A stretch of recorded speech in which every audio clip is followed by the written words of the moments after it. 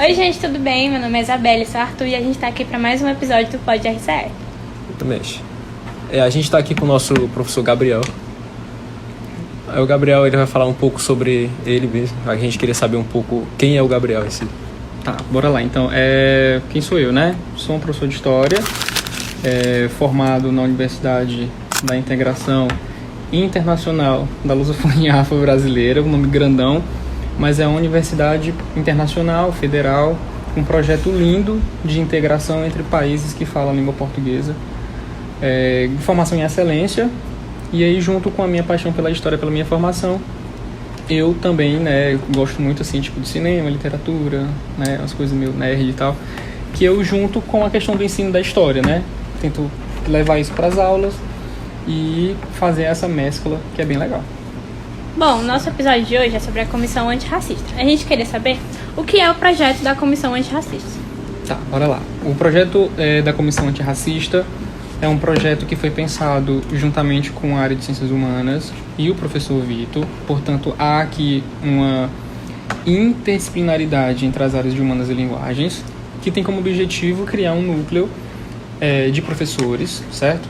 Que receba da comunidade escolar como um todo relatos e, mais precisamente, denúncias que tenham caráter discriminatório, né? Então, tipo assim, quando um estudante for vítima de uma discriminação dentro dessa discussão sobre minoria social, seja de raça, de gênero, de religião ou de etnia, ele pode estar falando com a comissão que vai estar recebendo essas denúncias, né? Então, essa seria, assim, nesse sentido, o objetivo da Comissão Antirracista, para a gente pensar como que a gente pode tentar desmistificar e diminuir o preconceito dentro da comunidade escolar, tá certo?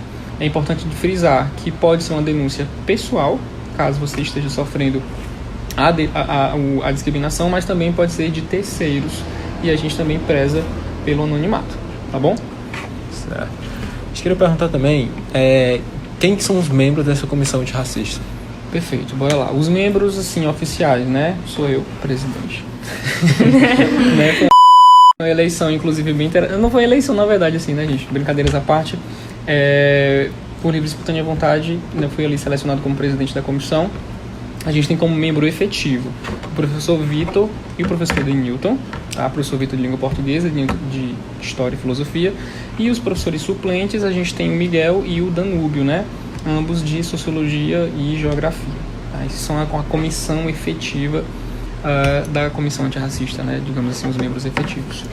E que tipo de denúncias podem ser recebidas e qual o canal de comunicação para o registro de denúncias? Perfeito.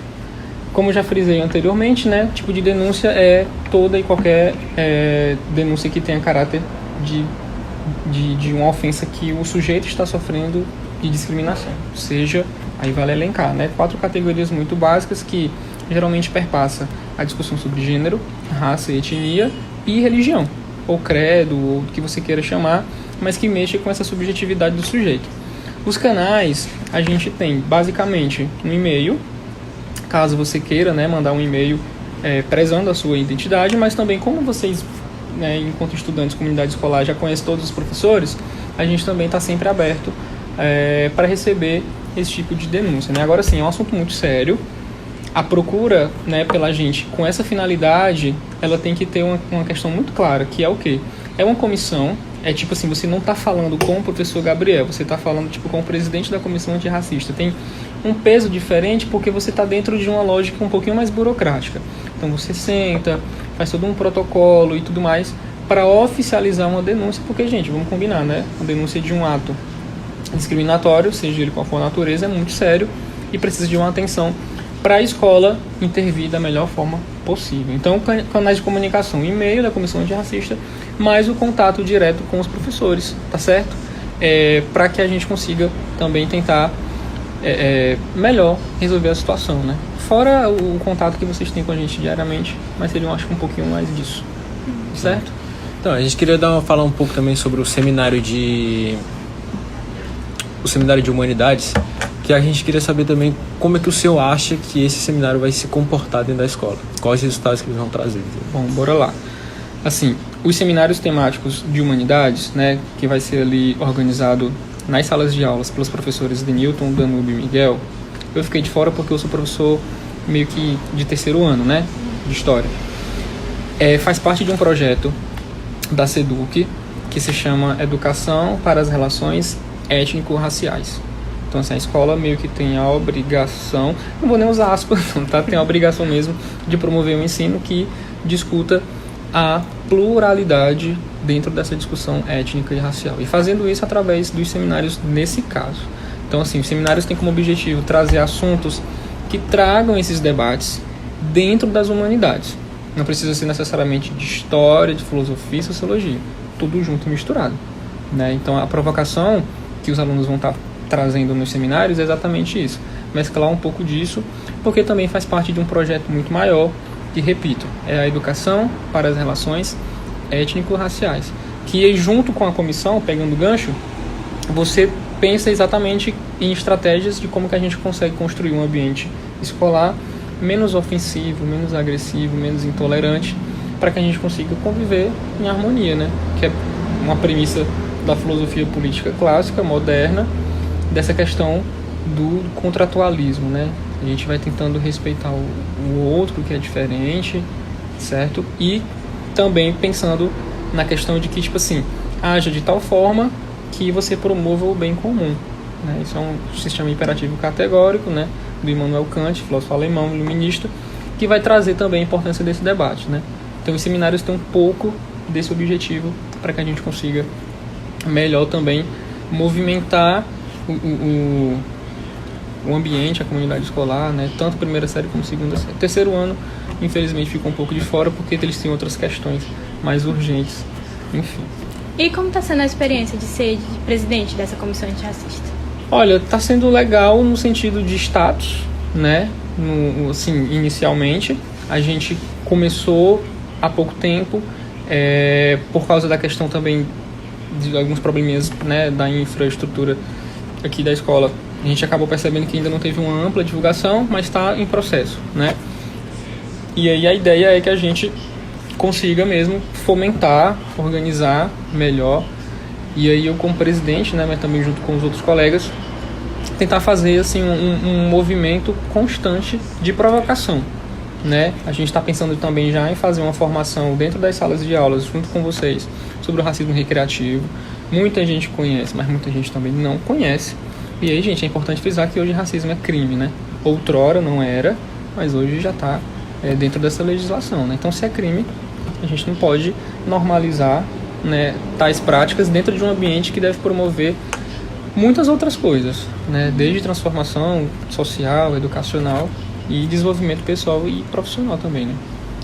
Voltando para o seminário de humanidades, a gente queria saber se essa iniciativa de seminário vai realmente interferir de alguma forma no âmbito escolar. Sim, interfere assim, de um ponto de vista mais técnico, porque, tipo, claro que vai gerar um movimento dentro das salas de aulas e vai gerar também, né, notas e tudo mais de todo mundo, mas assim, é aquela coisa de que, tipo, toda a ação em prol de um bem comum, ela gera frutos, né, às vezes a curto, às vezes a médio, às vezes a longo prazo. Processos como esses na educação brasileira hoje, que vem de uma tradição escravagista muito pesada de, né, 400 anos, ainda é muito difícil, mas dentro dessa dinâmica são processos que eu diria que são de médio a longo prazo. A mudança não é rápida, porque pensa comigo, se a gente está falando de instituições sociais, a gente tem que colocar numa balança de divisão a família e a escola. Então, assim, a gente percebe que o nosso trabalho ele também vai muito de encontro com um pouco de resistência que a gente encontra no estudante com a base familiar. Então, assim, se a base familiar, às vezes, ela fomenta esse tipo de discurso, a escola consegue fazer muito pouco. E quando faz muito lento. Então, seminários como esses, ações dentro da escola, festivais ou qualquer coisa que traga à tona a importância de você compreender a pluralidade, sem sombra de dúvidas, movimenta. Assim, aí repito, não dá para às vezes perceber de imediato, mas sem sombra de dúvidas, vocês entram aqui na primeira série com um pensamento de mundo, no terceiro ano vocês saem completamente diferentes, com ideias mais engajadas, com pensamentos mais críticos, mais completos, com muito mais repertório. E se entender enquanto sujeito parte de um processo histórico-social, com certeza, sem sombra de dúvidas, né, desenvolve muito vocês nesse sentido. Tá bom? Perfeito. A gente queria dar um espaço para tu dar umas considerações finais, se você tiver alguma coisa a mais, alguma observação para fazer, entendeu? Pra finalizar o nosso episódio. Tá, então assim, primeiro agradecer, né, o convite, assistir os outros episódios, né, muito massa. Eu acho o projeto incrível, gosto muito do formato, podcast para mim é assim, uma paixão, né, e essa ideia de propagar esses conhecimentos a partir de conversas rápidas, mas que tratam assuntos importantes é muito bacana, né, então assim, falando acho que no sentido geral e trazendo um pouco da dinâmica para minha área, é deixar assim, uma mensagem de que tipo assim, a área está tentando mobilizar e trabalhar de uma maneira em que a gente consiga promover mesmo o ensino de ciências humanas mais humanizado, né, trazendo à tona debates que você vê muito na internet às vezes ficando um pouco escanteado, né, o pessoal não dá muita importância, então a gente está tentando resgatar alguns debates que são importantes da melhor maneira possível e promovendo também, né, e o que é mais importante, a autonomia do estudante nesse processo. Então, tipo assim, provocando vocês com leituras, com filmes ou coisas do tipo e apresentações também de cunho artístico na escola, né. Então, acho que essa é a grande missão da área de ciências humanas, e eu acho que englobando tudo, pega comissão antirracista, pega propostas pedagógicas, então acho que a gente está trabalhando nesse sentido, tá certo? Assim, de formar mesmo e de fazer com que vocês também tenham ali uma paixonitezinha pela área de ciências humanas que às vezes é tão, sei lá, sofre preconceito, às vezes o pessoal acha que é meio chato, não sei como é que funciona, desvalorizada, o pessoal às vezes olha um pouquinho com muito mais afinco para outras áreas como a matemática, um pouco mais desafiadora, né? Enfim, mas ao menos sem sombra de dúvidas, vai ter um papel fundamental que é tornar você um sujeito crítico, consciente de si e consciente do outro. Eu acho que isso não tem preço e é só humanas que faz isso com excelência. Então a gente está tentando trazer, né, todo mundo para esse debate que é público, que é escolar, enfim, que é social.